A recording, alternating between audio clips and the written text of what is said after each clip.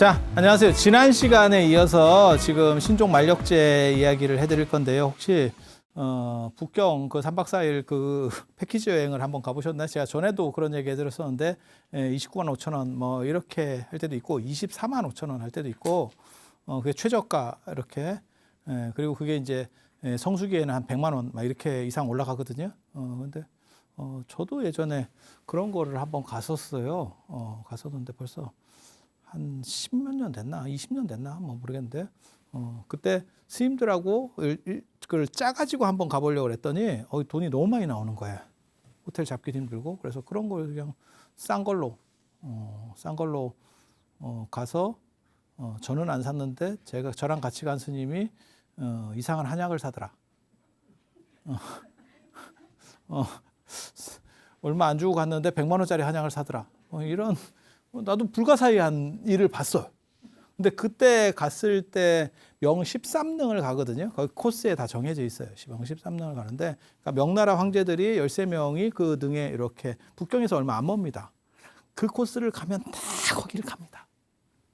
근데 사실 그 13개의 능은 그냥 이렇게 있다더라 하는 거고 실제로 보는 거는 그 안에 들어가는 거는 저 만력제 무덤을 갑니다. 저 사람이 굉장히 재밌는 게 2년 동안 국고를 자기 무덤에다 박았다는 거예요. 지하 한 60m에다가 박아가지고 엄청난 무덤을 만들었죠. 그리고 뭐 벽돌을 찹쌀풀로 붙이고 뭐 이런 얘기가 나옵니다. 그래서 중국인들이 가장 싫어하는 그때 이제 홍위병 때 그거를 이제 털어버리는데 털어서 이제 뭐 뼈도 다 흩어버렸다는 거거든요. 그래서 끝장이 나요. 끝장이 나. 그런데 몰라요. 저는 뭐 2년 동안에 국고를 넣어서 그 정도밖에 못 만드나 싶은 생각도 들고. 대단하긴 대단해. 대단하지 않다는 게 아니고 대단한데 그렇게까지 몰라. 우리가 요즘은 너무 좋은 걸 많이 봐서 그럴지도 모르겠어요. 그래서 그게 이제 지금 저 만력제 신종인데 만력제인데 이렇게 보면 저분이 지난 시간에 제가 꿈 꿨다고 그랬잖아요. 그게 정유재란이 터진 거예요. 임진왜란이 1차로 땅 터지고 그다음에 소강 상태로 이렇게 쭉 가다가 이제 전쟁 끝나기 한 해 전에 정유재란이 터집니다. 그러니까는 1997년에 20만을 보내주는데 꿈에 관우가 나왔대. 야, 이거 진기하지 않아? 꿈에 관우가 나서 형님이라고 한다고. 형님이라고. 형님, 장비 동생이 지금 두드려 맞고 있는데 형님이 안 도와주시면 되겠습니까? 장비가 선조야. 장비가 선조라니까 전생에. 그러니까 이게 되게 재밌는 게 유미가 만력제야. 그 다음에 관우가 있는 거고 장비가 선조야. 이게 지금 이 사람이 약간 암군 중에서 암군이거든. 이게 반편익과인데 그다음에 이게 정신적으로도 문제가 있어요. 그 사람 죽인 것만 해도 황실 안에서 한 1000명을 죽였다 하니까 심심하면 사람을 죽여. 심심하면 사람. 우리나라에서 가장 왕궁에서 많이 죽였던 사람이 사도세자예요. 100명 이상입니다. 몇 명을 죽였는지 정확하게 모르겠는데 100명 이상 죽여요. 그리고 나중에는 자기 아버지한테도 이렇게 하니까 결국 아버지가 죽이게 되는 거거든요. 그건 굉장히 슬픈 사연이었을 거예요. 아버지 입장도 저는 이해는 가요. 아버지 입장도 이해는 가. 왜냐하면 하나밖에 없는 아들인데 그거를 자기 손으로 죽이고 나서 얼마나 계속 후회가 남았겠어. 그러니까 나중에 사도세자 생각한다라는 뜻이거든요. 생각한다. 라고 하면서 그리고 그 손자한테 왕위를 주는 걸로 끝이 나잖아요. 역사가 그렇게 가잖아요. 우리 영조와 정조고 그렇게 가는 거잖아요. 그래서 거기에 이런 질곡들이 있는데 100명 죽이는 것도 그 연쇄살인마도 그런 놈 없습니다. 근데 여기는 한 1000명을 죽였다 하니까 이게 뭐 저 정도 되면 왜 신하들이 반란을 안 일으키는지를 모르겠어요.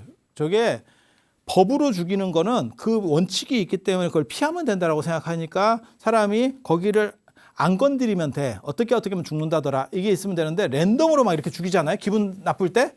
그러면 뒤집습니다. 왜? 어떻게 내가 걸릴지 모르거든. 이게 불특정 다수를 한 퍽치기 사건 뭐 이런 거예요. 그러면 이게 위험해. 사람이 불안해서 살 수가 없어. 그런데도 저게 반란이 안 일어나는 이유 중에 하나는 뭐냐면 신하를 안 만나. 신하를 안 만나. 그러니까 안에서 그냥 자기네들끼리 죽이는 거야. 근데 그 짓 잘못했다가 죽은 우리나라 임금도 있지. 공민왕. 그게 자제위한테 죽거든. 그러니까 자기 호위무사 보디가드들한테 죽거든. 그런 식 사건들이 있는 거예요. 근데 이게 말은 맞는 것 같아. 이게 천하의 암군인데 좀 이게 떨어지는 왕인데 이게 만만치 않거든. 우리나라 선조가 우리나라 전체 왕 중에 가장 떨어지는 사람 중에 한 명입니다. 그러니까 폭군은 연산군이면 암군은 우리나라는 거의 선조 이렇게 보시면 되거든요.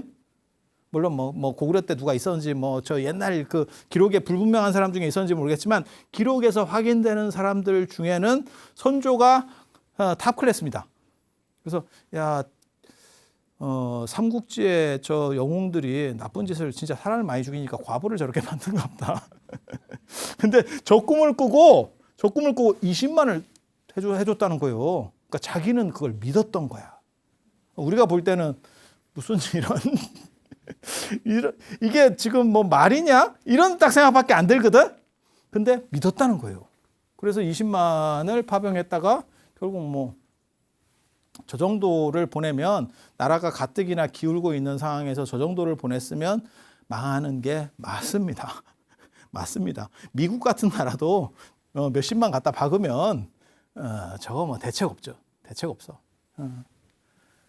그래서 지금 그런 식으로 하고 임진왜란 끝나고 난 뒤에 다시 파업입니다. 죽을 때까지. 임진왜란 끝나고 나서 7년 전쟁 끝나고 나서 다시 또 한 22년 동안 파업. 도장 안 찍어.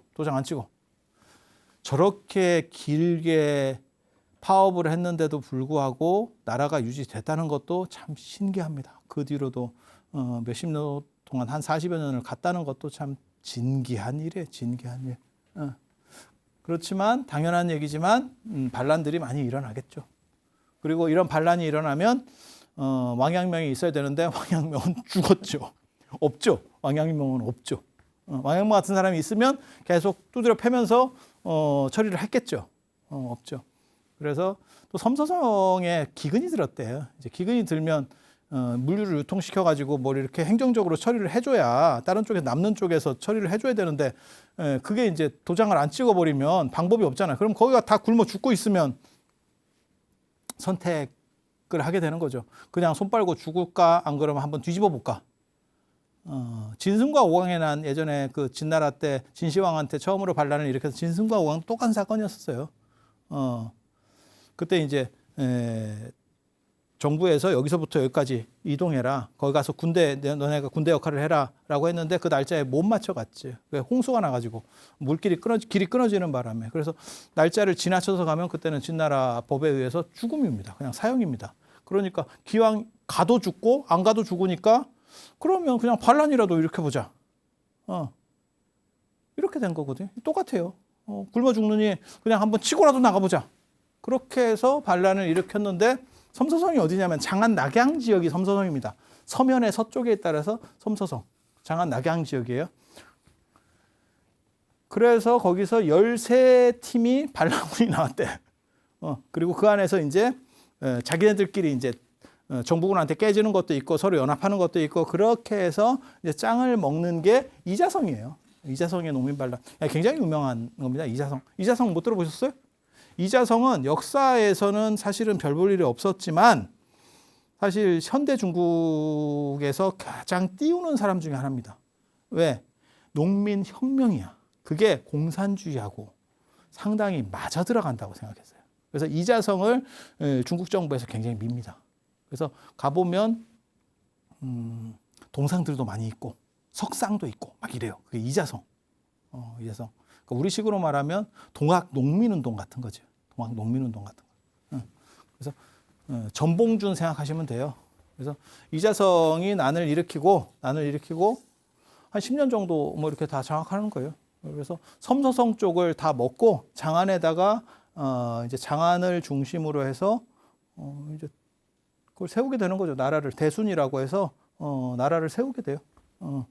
장안을 수도로 해서 그렇게 하고 이제 북경이 수도니까 그 당시에 명나라 수도니까 그래서 북경 쪽으로 지금 자금성 쪽으로 들어오는 거죠. 쭉 이렇게 쳐들어오니까 야, 근데 대진운이 안 좋았다 진짜. 대진운만 좋았으면 이자성이 황제를 하는데 이게 역사라는 게 진짜 이게 희한한 거예요. 다 이겼어. 군대가 20만이나 있고 저쪽은 그냥 종이 호랑이야. 진짜 아무것도 없어. 그런 상황에서 만리장성 밖에 만주족이 움직이기 시작하는 거예요. 만주족이. 그게 이제 청나라, 후금. 처음에는 금나라라고 했다가 이제 후금. 예전에 그 북송 시대 때 금나라 그거를 이어서 한다라 해서 만주족의 후금.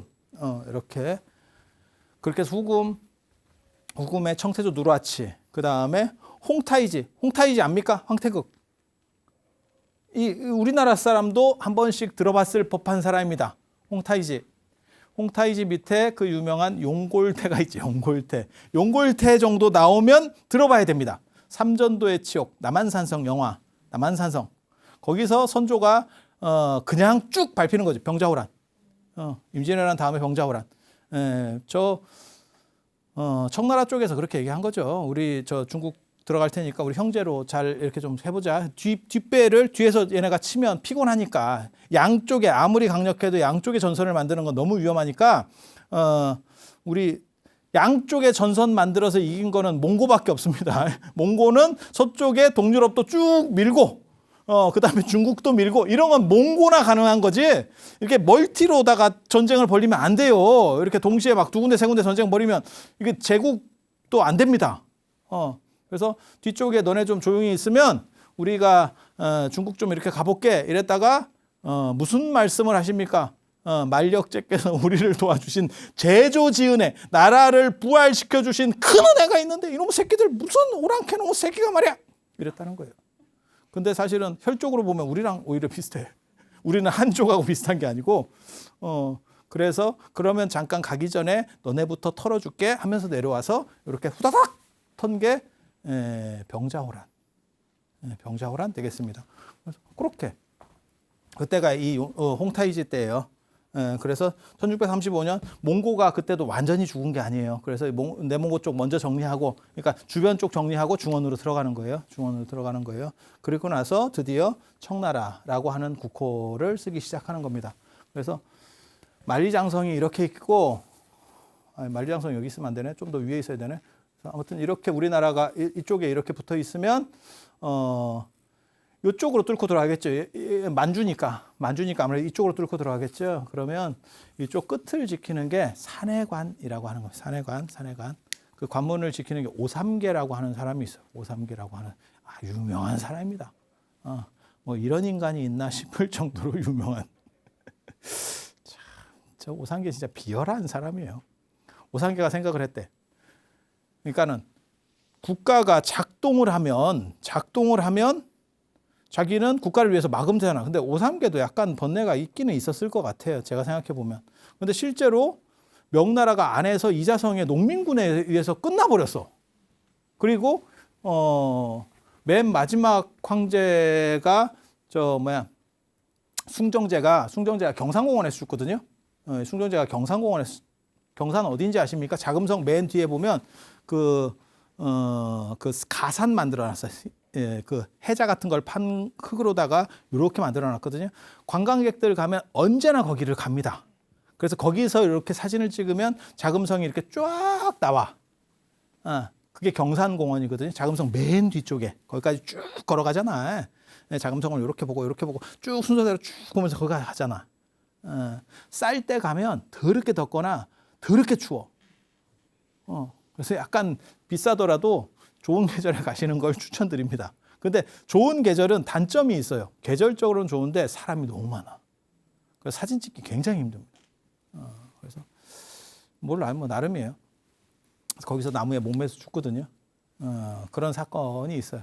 그래서 그게 경산공원에서 죽는데 이 숭정제도 이때는 벌써 제위는 제법 오래 했어요. 그런데도 이때는 아마 손쓰기가 어려웠을 겁니다. 뭘 어떻게 할 수가 없는 상황이었을 거라고 저는 생각을 해요.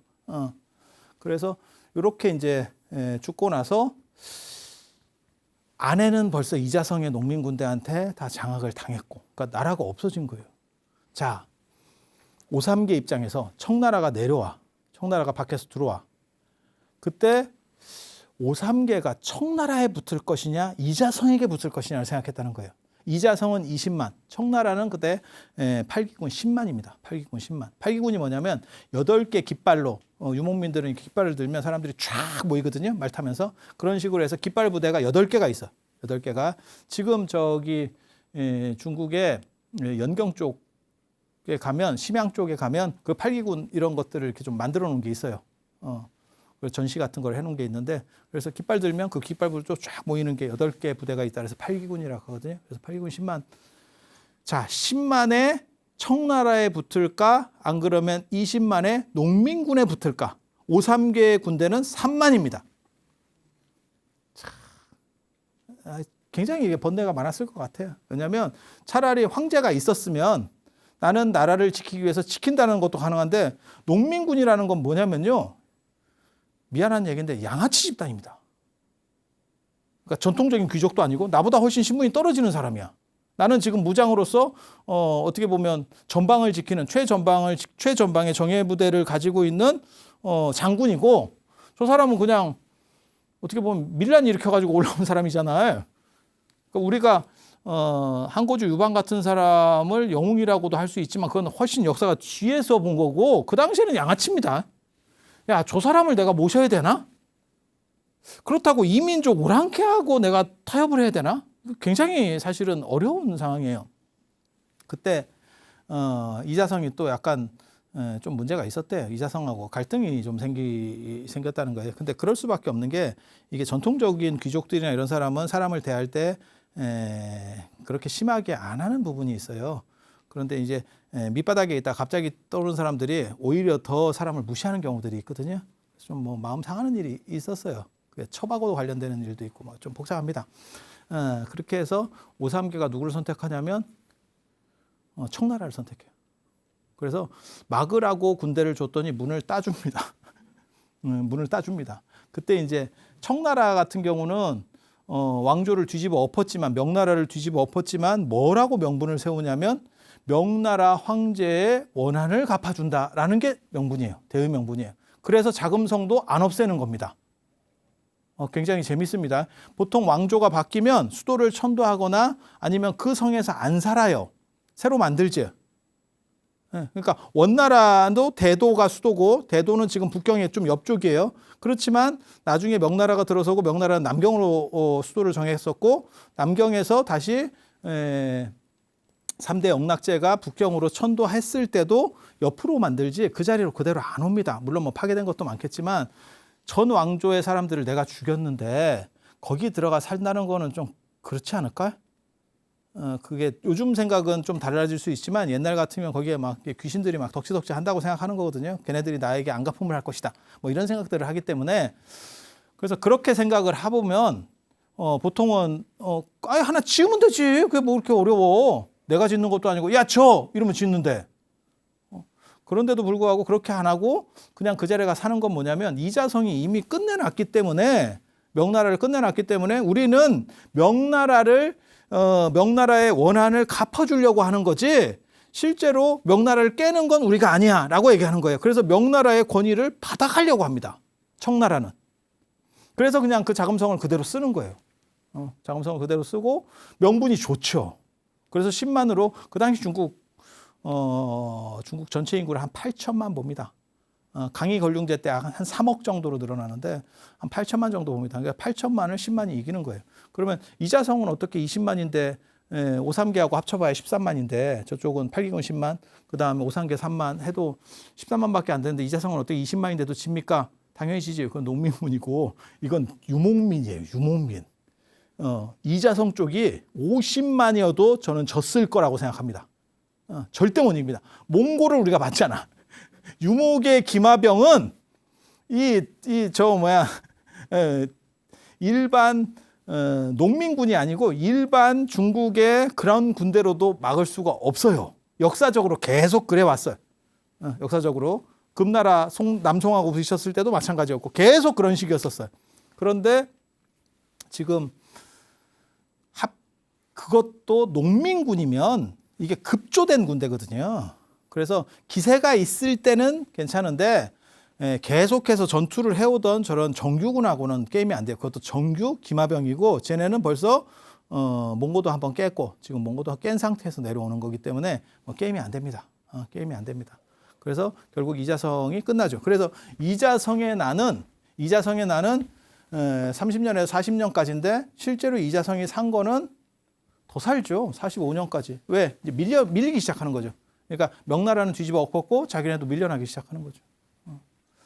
그런 정도 생각을 하시면 되고 그래서 이제 후금의 누르하치, 그 다음에 홍타즈, 황태국, 그 다음에 이렇게 내려와서 오삼계는 3만, 그리고 순치제, 순치제 때 이제 경기가 끝나기 때문에 순치제 섭정이 도르곤이라고 저 사람 굉장히 대단한 사람인 것 같아요. 굉장히 잘했습니다. 모든 왕조의 초반은 다 성공한 왕조의 초반은 다 괜찮아. 그렇게 해서 끌어들였다는 거고 이제 순치제하고 그 순치제 아들 3대가 순치제, 순치제 그러니까 누르하치, 그 다음에 황태국, 그 다음에 순치제, 그 다음에 이제 강희제, 천고일제. 너무 멋있잖아. 내가 전에도 그렇게 멋있다고 얘기했잖아. 1000년에 한 번 나오는 왕제. 야, 참 저런 사람이 있을까 싶을 정도로. 그런데 여기서 불교랑 관련된 건 순치제.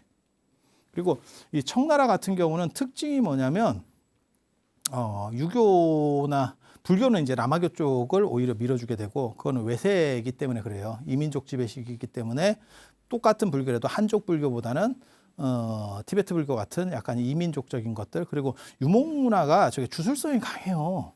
그래서 주술에 대해서 현혹되는 부분들이 있습니다. 그게 이제 티베트 불교가 거기에 어떻게 보면 더 적합하죠. 선불교나 이런 거는 상당히 깔끔한 스타일이에요. 그래서 뭐 신통이나 이런 것들도 부정을 하고, 그 다음에 뭐 이러는데 저거는 뭐 주술성으로 어떻게 하면 뭐가 된다는 둥, 뭐 전생이 어떻다는 둥, 맨날 이런 얘기나 해서 하니까, 그러니까 이제 유목 문화에서는 약간 혹합니다.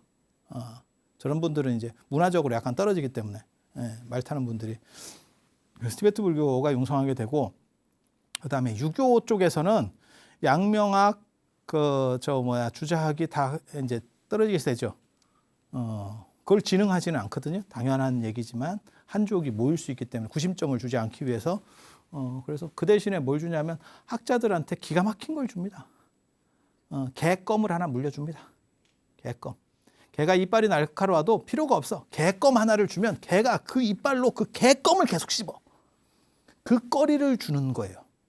그게 뭐냐면 고증학이라고 하는 겁니다. 고증학. 옛날에는 어땠나?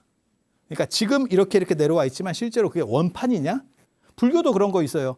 그러니까 대승불교 말고 대승불교는 나중에 약간 변형된 것 같고 차라리 초기불교는 어떠냐? 초기불교가 답이 나오느냐? 안 나옵니다. 왜? 이미 너무 연대가 오래돼가지고 그 원본 자료가 대부분 유실돼 있어요. 그러니까 이미 흔들려 있는 자료야.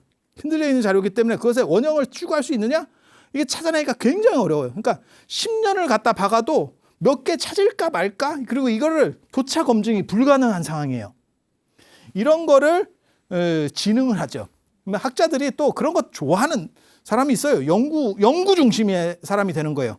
그러면 거기에 다 진이 빠져가지고 정치 비판을 못해.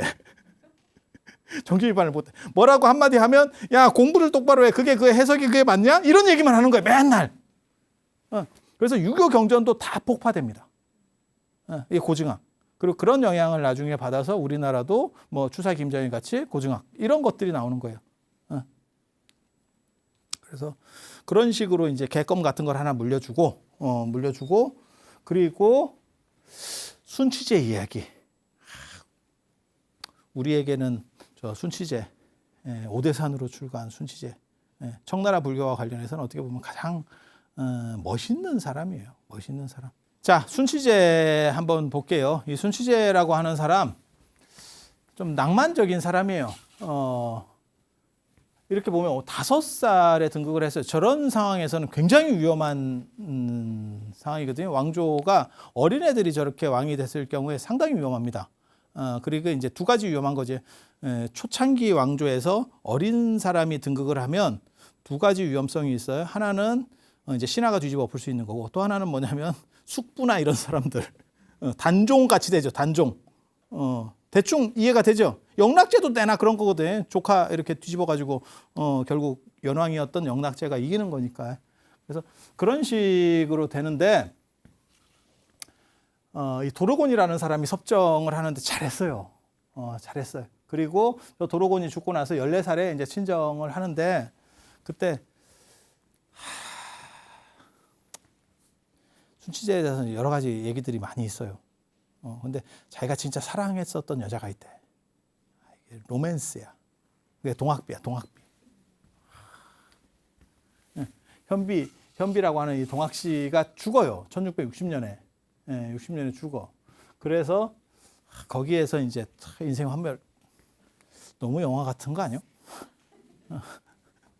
더 좋으면 사실은 불교를 다 공부하다가 이렇게 됐다. 이렇게 하면 더 좋을 건데 그건 아니고. 근데 정사에는 뭐라고 나오냐면 천연두로 죽었다고 나옵니다. 정사에는.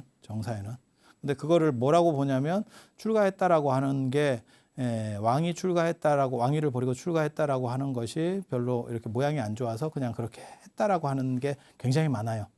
그리고 실제로 순치제가 이제 오대산으로 출가할 때 강희제한테 양위를 하거든요. 그때 황태자였었던 강희제한테 넘기는데 강희제가 그때 8살이에요. 8살인 애한테 넘기고 자기가 오대산에 갑니다. 그것 때문에 오대산으로 강희제가 나중에 3번인가 오죠. 아버지 보러 탁 또 오는 또 그런 사연들이 있어요. 되게 재밌어. 근데 이 양반이 시를 써놓고 가다. 그게 순치왕제 출가시. 순치왕제 출가시. 우리나라에도 마찬가지입니다. 진흥왕하고 법흥왕이 출가했다라고 하는 게 삼국사기에 안 나와요. 근데 삼국유사에 뭐라고 나오냐면 왕이 그렇게 했다라고 하는 거를 공식적으로 적기가 그랬기 때문에 안 적었다. 이렇게 표현이 되어 있어요. 그래서 순치에도 상당히 유력합니다. 저게. 그리고 오대산에 이 오대산이 원래 불교적으로 발전한 산서성 오대산이 발전해 있었기 때문에 저게 뭐 숨어 있을 수 있는 구조가 아니죠. 그래서 그런 얘기들이 파다하게 나와요. 근데 이 시 때문에 순치왕제 출가시 때문에 제가 이 책을 든 거예요. 유일하게 책 보고 읽는 거죠. 이게 순치왕제 출가시가 굉장히 깁니다. 당신이 이 시를 하나를 딱 써놓고 탁 바람같이 사라졌다는 거거든요. 너무 낭만적이고 멋있어. 너무. 근데 이 시도 굉장히 길어요. 오대산에 가면 이 시를 다 이렇게 벽에다가 막 적어놓고 이랬습니다. 적어놓고 했는데 그 중에서 제가 이제 제일 괜찮은 부분만 쫙 해놓은 거거든요. 뭐라고 나오냐면 황금과 백옥이 귀하다고 하지만 최고의 존귀함은 출가해서 가사를 입는 것이다. 내가 황실에서 살아보니 이거는 5살의 황제니까 그랬을 거야. 5살의 황제 되니까 피곤하지. 이게 바닥에서 굴르다가 이렇게 올라오면 이거 굉장히 좋은데 이런데 눈 뜰 때부터 나한테는 그런 게 지천이었어. 이러면 이런 말이 나올 수 있지. 우리는 이런 말을 보면 부럽지. 부럽지. 야, 내 가사랑 좀 바꾸자. 황제로 제위한 지 18년간 자유란 없었다. 잔혹한 전쟁은 언제 그칠 건가. 나는 이제 손을 털고 오대산으로 들어가니. 이거 멋있잖아. 10,000가지 근심거리도 이제는 내 것이 아니다. 이거 비슷한 사람이 한 명 있었죠. 부처님 그 사촌 동생 중에서 발제 바드리카라고 하는 사람이 저런 비슷한 행동을 하는 거죠. 그 석가족의 그 당시에 라자 왕이었었어요. 왕이었었는데 아나율이 이렇게 살살 꼬드겼지. 야, 그거 너 편하냐? 재밌냐? 뭐 이런 식으로 사다가 너 그러다가 인생 훅 가면 그 다음을 어떻게 처리할래? 이런 식으로 얘기해가지고 나중에 그 사람이 출가하죠. 그리고 출가하고 나서 나무 밑에서 명상을 하면서 야, 기쁘다. 기쁘다. 그랬더니 다른 제자들이 부처님한테 가서 꼬발랐죠. 발제가 왕일 때를 생각하는 것 같습니다. 그랬더니 부처님께서 야, 너 이리 와봐라. 그래갖고 네가 왕일 때를 생각했느냐? 라고 얘기하니까 아니 그게 아니고 내가 왕으로 있을 때는 구중궁궐 속에서 많은 호위병들이 있어도 언제나 불안하고 뭔가 마음이 놓이지 않았었다. 그래서 작은 소리에도 놀라고 이랬었는데 실제로 저기 일본의 성들 가보면 이렇게 삐그덕삐그덕 소리 나게 하고 뭐 이런 것들이 있거든요. 닌자가 쳐들어올까 봐. 암살자 들어올까 봐. 그래서 그런 것들이 약간씩 불안했는데 지금은 나무 밑에서 이렇게 혼자 있어도 두려울 게 아무것도 없다. 나는 잃을 게 없다. 누가 나를 죽이겠느냐. 되게 재밌죠. 전에 제가 그 얘기 해드렸잖아요. 관중과 누가 제황공의 얘기 볼 때, 야, 이거 무덤 썼다가 내 무덤 도굴 되는 거 아니냐? 그러니까 관중이 뭐라 그랬냐면, 시체만 넣으면 도굴 하라고 해도 안 하고, 진귀한 보물을 넣으면 아무리 막아도 언젠가는 도굴됩니다. 무덤이 파헤쳐 줄 수밖에 없습니다. 그 말하고 딱 맞는 거죠. 아무것도 없으면 누가 나를 하겠어요. 그러니까 그거야말로 행복하고 자유롭다. 놓아버린 자의 자유가 있는 거죠. 그리고 실제로 나중에 이제 강희제가 3번이나 오대산을 가면서 아버지를 찾으러 갔지만 아버지가 강희제가 왔다라고 하면 안 만나줬다. 뭐 이런 얘기들이 있어요. 그래서 뭔가 또 약간 이부적인 사연들이 있습니다. 그 또 다음 사연들. 그런데 그까지만 하고 지금은 3번에 난 얘기를 잠깐만 해드릴게요. 초창기에 청나라가 이쪽을 다 장악한 거예요. 북쪽을 장악했는데 원나라도 남쪽을 다 장악을 못했어요. 그래서 결국 남쪽에서 나중에 명나라가 이렇게 올라오게 되는 거고, 반란군들이 올라오게 되는 거고, 청나라 입장에서 이게 다 장악하기가 어려운 게 인구가 안 맞아요. 인구가 너무 많은 거야. 그러니까 무력으로 군사들끼리 치고받고를 해서 예봉을 꺾을 수는 있지만 이거를 다 주둔시켜서 어떻게 할 수가 없죠. 아니, 그냥 생각을 해봐. 인구가 우리가 안 되는데. 네. 그러니까 청나라가 이쪽으로 들어올 때 자기에게 협조했었던 이 명나라 신하들을 왕으로 봉해줍니다. 그게 이제 3번이라 그래가지고 이 오삼계 또 나오잖아. 지금 오삼계이기 때문에 또 하는 거예요. 이 오삼계 운남에다 보내줘요. 보이차 마시라고. 여기 산행한 지키던 사람을 일로 보냈어. 그러니까 이쪽 남쪽은 처리하기가 어려우니까 그냥 공신들을 도와줬었던 사람 중에서 이런 군벌들을 이 근처에다 놔두면 나중에 전애들이 뒤집었을 때 힘들거든요. 그러니까 지방으로다가 왕같이 해서 그냥 끊어줘 버리는 거예요. 그래서 이 사람을 오삼계, 그 다음에 상가의 정경충, 이 사람을 다 왕으로다가 봉해버립니다. 평서왕, 평남왕, 정남왕. 경정충은 원래는 경중명, 그 다음에 경계무, 경정충으로 이렇게 아들, 손자까지 이렇게 내려가는 거예요. 이렇게 해가지고 독립 왕국같이 해줘버리는 거예요. 그래서 군사권도 주고 자치권을 다 줘버리는 거예요. 그렇게 해서 너네는 이제 공도 있고 그 근처도 이제 다 너네가 다 좁혀가지고 안정시켜라. 우리가 다 가기 어려우니까 뭐 이렇게 했다는 거예요. 그런데 강희제가 이제 들어오면서 조금 지나고 나니까 쟤네가 자치권을 가지고 있으면, 그러니까 처음에는 그렇게 하는 게 맞지.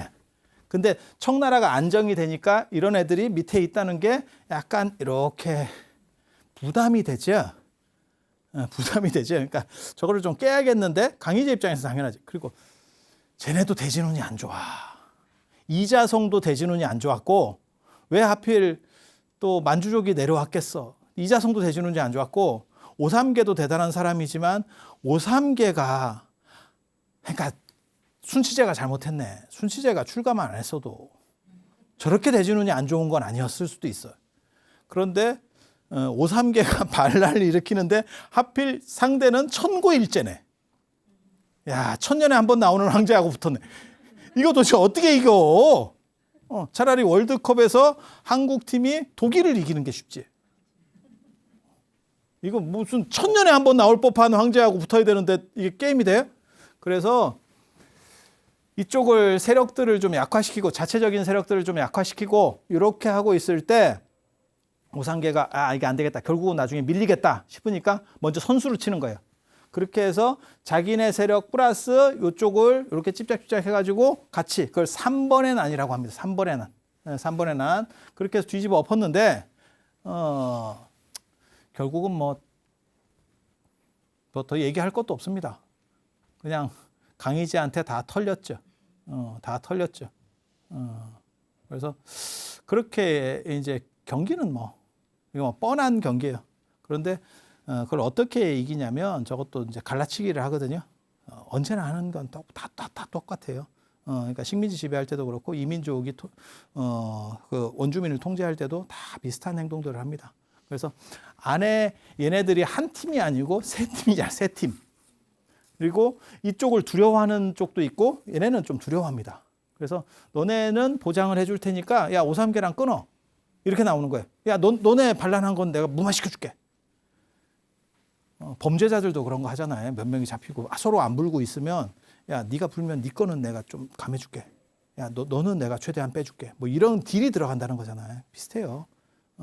그래서 상가회나 저쪽에서 결국 이렇게 5.3계하고 약간 거리를 두고 그런 식으로 행동을 하면 나중에 역사는 언제나 똑같이 얘기하죠. 결국은 5.3계 끝내고 나머지도 순서일 뿐이지 결국은 다 똑같이 가요. 조금 시간을 덜 가느냐 안 가느냐의 차이지 실제로는 뭐 이렇게. 그래서 3번의 날을 끝으로 해서 사실은 이제 완전히 청나라가 확립되는 데까지 이렇게 이해를 하시면 됩니다. 그래서 5.3계라고 하는 사람은 청나라가 세워질 수 있도록 했었던 사람인 동시에 청나라에 의해서 끝장이 난 사람. 그리고 저도 굉장히 놀랐어요. 5.3계가 야 산해관 지키던 사람인데 운남에 가보니까 운남에 5.3계가 있어. 처음에 나 잘 몰랐었거든요. 운남 쪽에 가니까. 그래서 야 운남하고 산해관 쪽하고 너무 먼데 왜 5.3계가 여기까지 와 있지? 그랬더니 나중에 이렇게 역사를 보면 그렇게 가 있었던 거예요. 그래서 보이차와 함께 결국 생을 마감했다더라. 라는 이야기를 하면서 오늘 이상 마치도록 하겠습니다. 다음 시간에 이제 청나라의 얘기 조금만 더 해서 중국 불교 끝내고 그 다음에 한국 불교와 관련된 부분들 드릴 수 있도록 하겠습니다. 자, 들어주셔서 감사합니다.